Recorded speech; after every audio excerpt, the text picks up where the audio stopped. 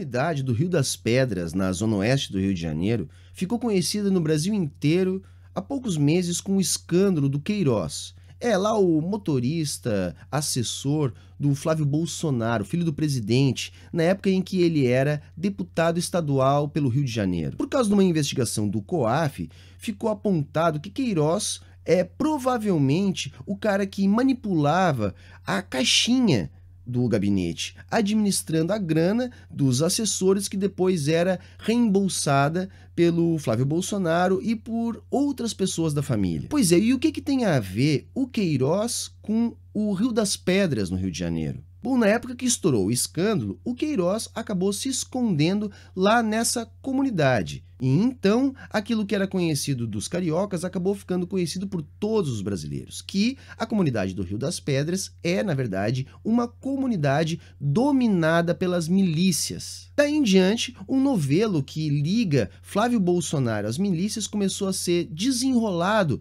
pela mídia. Se descobriu que essas milícias, que dominam muitas comunidades no Rio de Janeiro, tinham ligações diretas com o gabinete do filho do presidente, pelo menos enquanto ele era deputado estadual pelo Rio de Janeiro. O que eu quero hoje contar aqui para vocês é um pouquinho da história da comunidade do Rio das Pedras e como o modelo de milícia estabelecido lá serviu de parâmetro para que esse modelo se espalhasse pelo Rio de Janeiro e eu diria hoje que pelo Brasil inteiro. E mais grave, gente, esse modelo conta com a conivência de órgãos públicos, porque tem tentáculos em toda a estrutura pública brasileira. Algo que já há muito tempo existe no Rio de Janeiro pode estar começando a ser implantado, quem sabe, no Brasil inteiro. Uma vez que hoje o presidente da República tem indícios de ligações com esses grupos já há muito tempo no Rio de Janeiro, como eu acabei de dizer no exemplo lá do Flávio Bolsonaro e o emprego, por exemplo, de parentes dos líderes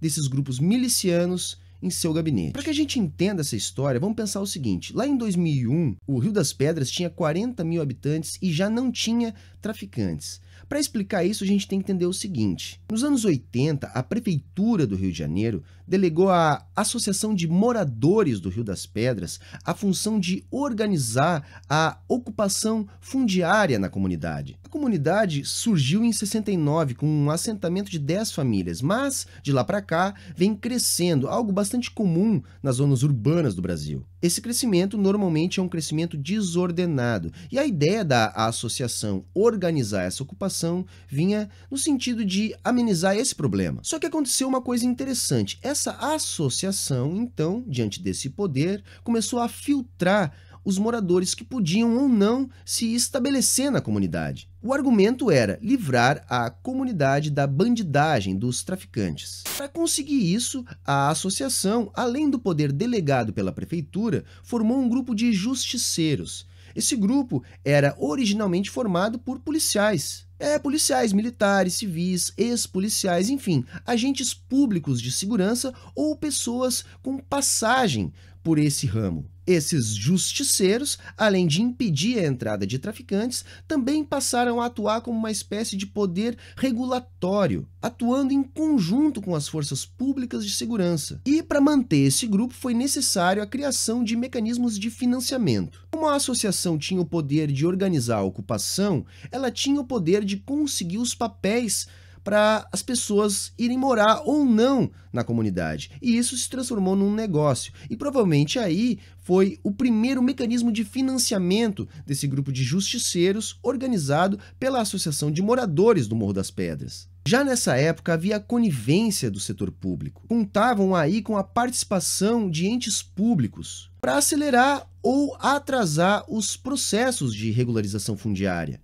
Era um grupo visto como um grupo paramilitar do bem. Só que esse grupo passou a ter muito poder e logo passou a explorar outros ramos de negócio, como por exemplo o transporte alternativo, o gatunete, o comércio de gás, a própria venda de segurança na comunidade. Literalmente se estabeleceu como um poder paralelo e como um negócio altamente lucrativo. Um negócio tão lucrativo que era capaz de bancar os entes públicos que eram necessários no meio do caminho. Sim, né, gente? Ninguém acelera o trâmite numa repartição pública de graça, né? sendo um negócio eficiente, com ramificações no poder público, formado essencialmente por entes públicos de segurança e, sobretudo, altamente lucrativo, logo esse negócio se expandiu para outras comunidades do Rio de Janeiro. As milícias então vão sendo naturalizadas, as cobranças se transformam em extorsões, aquilo que começou sendo extorsões de comerciantes nas comunidades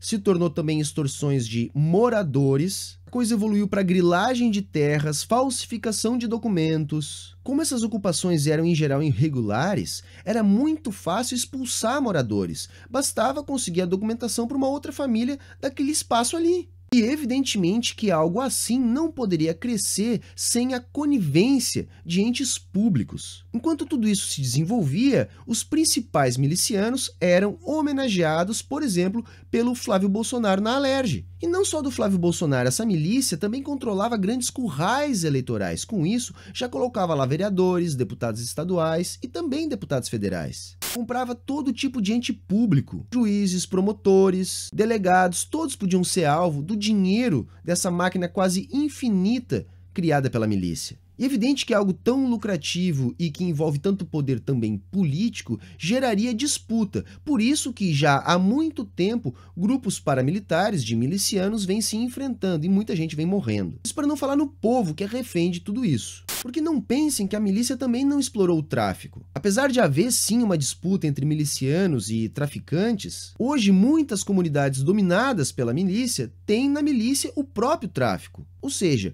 os milicianos assumiram o lugar dos traficantes. Em fevereiro de 2007, o comandante da milícia do Rio das Pedras, Félix dos Santos Tostes, que era um inspetor da Polícia Civil, acabou morto numa disputa pelo controle da Associação de Moradores do bairro. Essa mesma associação que eu falei lá no início do vídeo. E já nessa época, o Marcelo Freixo, do PSOL do Rio de Janeiro, que há pouco tempo havia sido eleito deputado estadual, propôs a criação de uma CPI. Algo que soou como um absurdo, justamente por causa disso que eu acabei de dizer. As milícias eram vistas por muitos políticos e até mesmo pela classe média como algo do bem, algo que estava ajudando a combater as facções do tráfico. A percepção sobre as milícias começou a mudar em 2008, depois de uma reportagem do jornal O Dia que denunciou que uma equipe sua havia sido espancada, torturada por milicianos lá na favela do Batã, no Rio de Janeiro. Foi esse episódio no Realengo que motivou o retorno da pauta da CPI das milícias. O corporativismo da mídia nesse momento foi bom, porque só então foi dado o devido destaque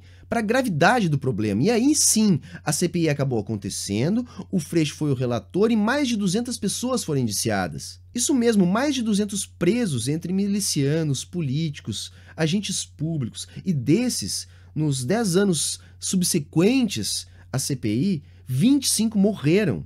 Foram assassinados. A CPI descobriu muitas coisas, por exemplo, o Nadinho, então vereador do Rio de Janeiro, Josinaldo Francisco da Cruz, que era o principal suspeito lá de ter mandado matar o Félix Tostes na disputa pelo controle do Rio das Pedras, foi um dos ouvidos. Seu depoimento ajudou a prender muita gente e em 2009 ele foi assassinado com 10 tiros. Bom, desde então Marcelo Freixo anda escoltado em carro blindado, enfim, tem um forte esquema de segurança. E a Marielle, que era assessora dele na época, bom, essa todo mundo sabe o que aconteceu, né? Mas para quem pensa que a CPI foi um golpe nas milícias, tá errado, porque de lá para cá as milícias do Rio de Janeiro só cresceram e continuaram estendendo seus tentáculos entre as forças públicas de segurança, do judiciário, da política. Cada vez controlam maiores currais eleitorais, elegem mais vereadores, deputados, senadores. Além do próprio presidente da República, tem indícios de ligações com milicianos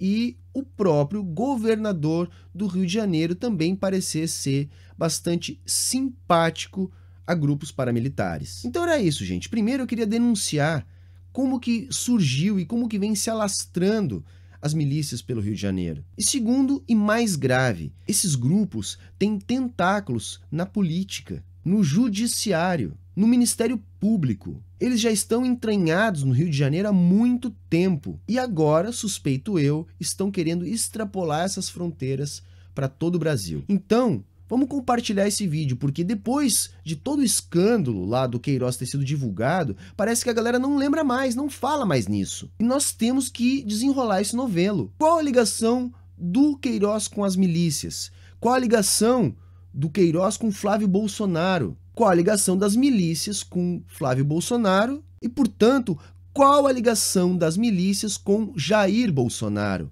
Então, gente, se você também acha que isso tem que ser investigado, compartilhe esse vídeo. Se inscreva aqui no canal para acompanhar mais notícias. Acesse o nosso site, vai estar aqui na descrição. Lá você encontra todas as plataformas para ajudar o Saia da Matrix a se manter no ar. É muito importante a sua doação, porque sem ela, o Saia da Matrix não pode continuar aqui produzindo conteúdo para a internet. Considere apoiar o canal, R$2. Se cada um de vocês que está aqui assistindo colaborar com R$2, o Saia da Matrix já vai conseguir se manter no ar. Tá ok, moçada? Falou, valeu e até a próxima!